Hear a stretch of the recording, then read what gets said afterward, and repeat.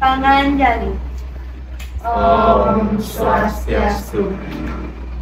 Halo semuanya, jadi di sini kita akan membahas kasus mengenai kekerasan anak di bawah umur. Sebelum itu, kami di sini berdua adalah host. Perkenalkan, nama saya Nikadeni Sinsayadi Putri, nomor absen 27. Perkenalkan, nama saya Komang Suda Arka Kusuma Wardani, nomor absen 25. Nah, jadi di sini kita cuma tidak berdua aja, tapi ada narasumber nih. Silakan perkenalkan nama kalian. Oke, dari saya Gusti Arya Masdi Pramana, nomor absen 10.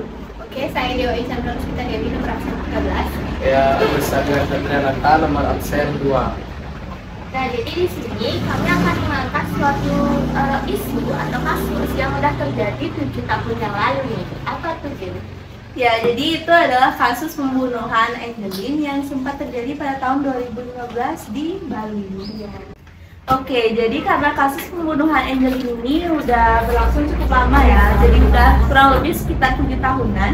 Mungkin para penonton juga udah lupa gimana jalan ceritanya. Jadi kita akan tanya narasumber kita bagaimana jalan cerita dari kasus pembunuhan ini. Nah, kan dari awal tuh gini, karena itu Angelin tuh dari keluarga yang kurang mampu ya, dan bapaknya tuh jualin dia ke dua pasangan suami istri. Itu tuh bapaknya tuh bule dan bapaknya bule namanya George dan ibu namanya Margaret.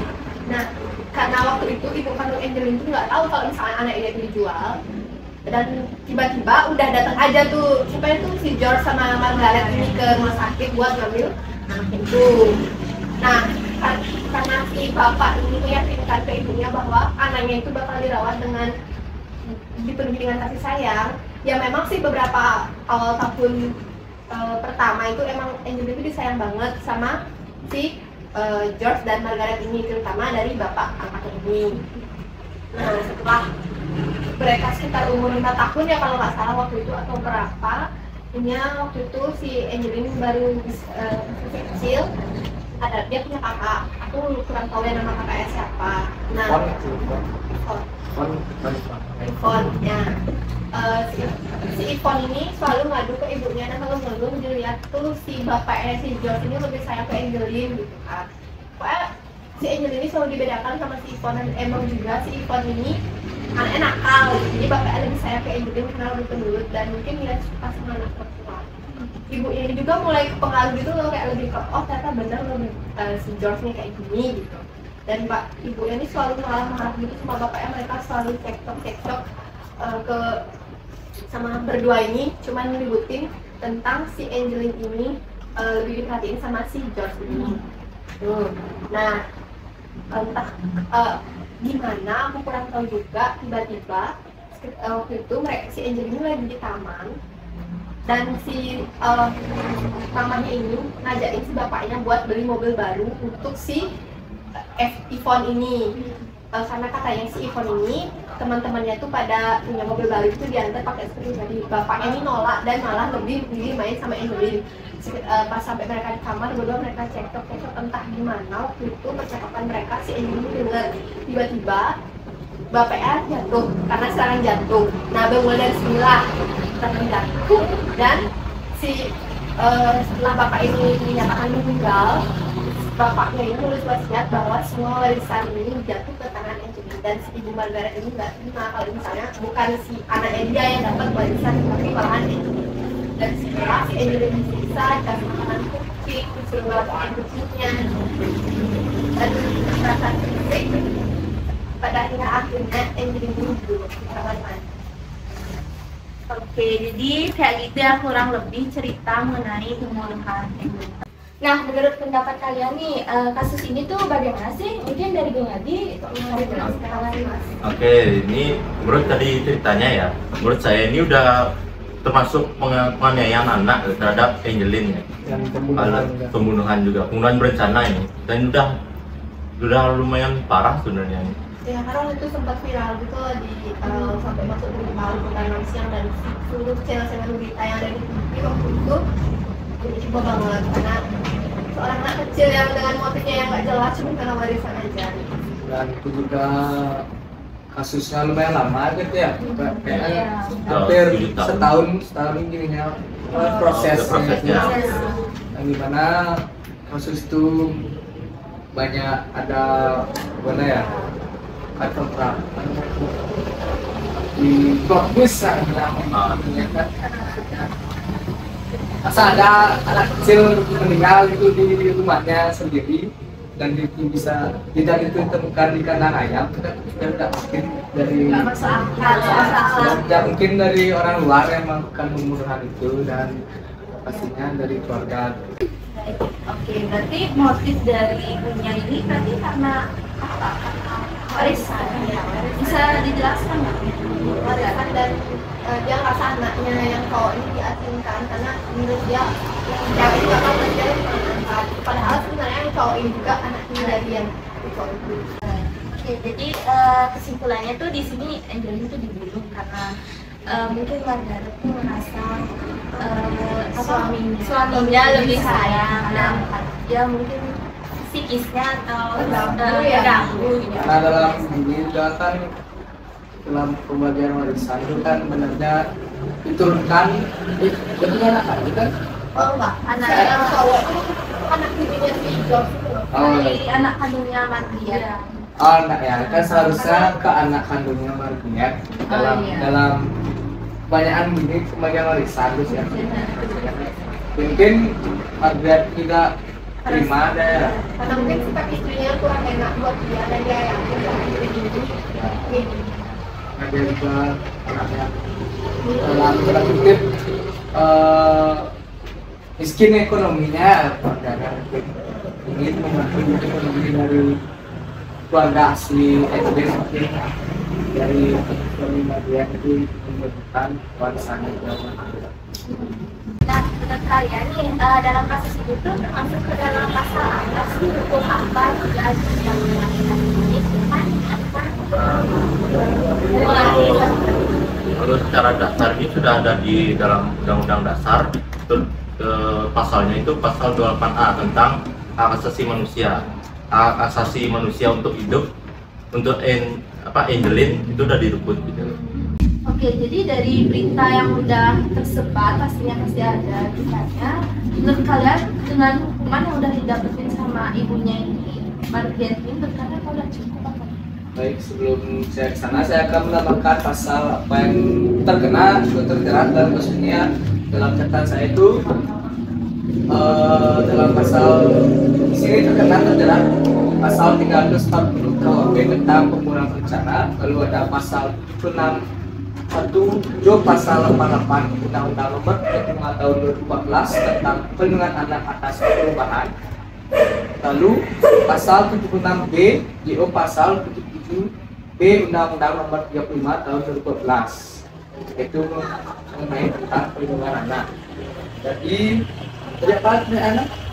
Dengan hukuman yang udah didapetin sama ibunya sekarang, kalian udah cukup apa gimana?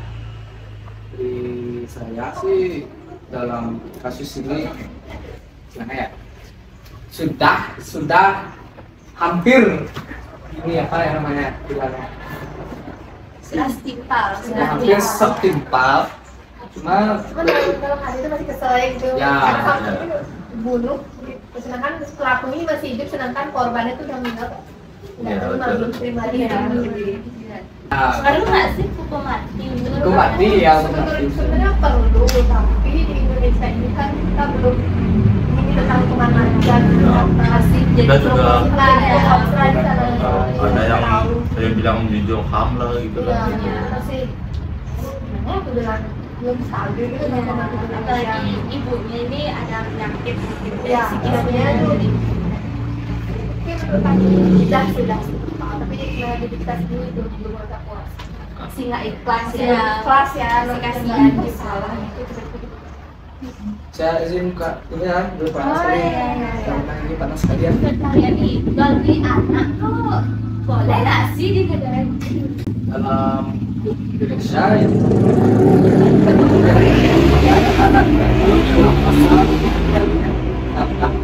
tahun 15. Jadi isinya itu setiap orang dilarang tempatkan, membiarkan, melakukan, menyuruh melakukan, atau turut serta mempertunjukkan penjualan atau perdagangan itu dilarang. Di Indonesia itu dilarang memperjualbelikan anak. kita orang ingin mengadopsi itu sah, boleh, karena itu kan dari keikhlasan dari orang tua anak tersebut, apakah dia ikhlas mengadopsi anaknya atau tidak. Jadi dalam konteks mengadopsi dengan memberikan lagu sama dengan memperjualkan anaknya, itu melanggar hukum. Oke, jadi dari awal pembicaraan kita sampai saat ini, menurut kalian atau pendapat kalian, apa sih saran yang mungkin bisa dilakukan pemerintah agar kasus ini tuh nggak terulang lagi? Ya, dari saya tuh pemerintah tuh tidak terlalu mengambil sesuatu besar di sini, hasilnya dari masing-masing individu yang melakukan soal anak sih. Kurang tegas gitu. Ya, sebenarnya sih bukan dari pemerintah, cuma pemerintah itu ditugaskan dalam menegakkan hukum supaya tidak ada kasus seperti Angelin ini terulang, karena kasus sangat kayak politisnya. Lalu apa lagi? Itu ada yang pendapat lain? kalau yang aku sendiri sebagai mengangkat anak ya, seharusnya tuh artinya dalam kata mengangkat ini kalian tuh udah mengangkat dia sebagai anak kita gitu, misalnya kandung gitu.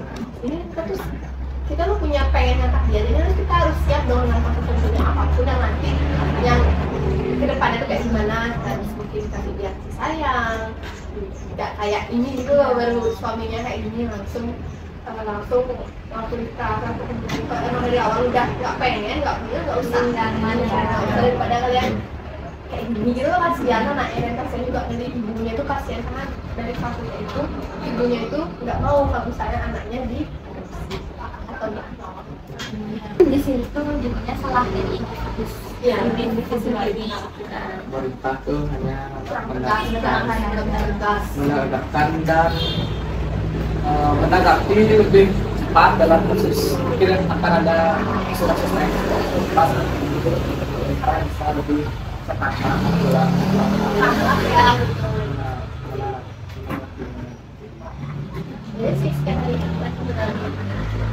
Berarti ada? Ya? Tidak.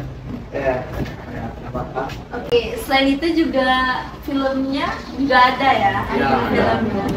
Mungkin dari sana, mungkin penonton bisa nonton filmnya.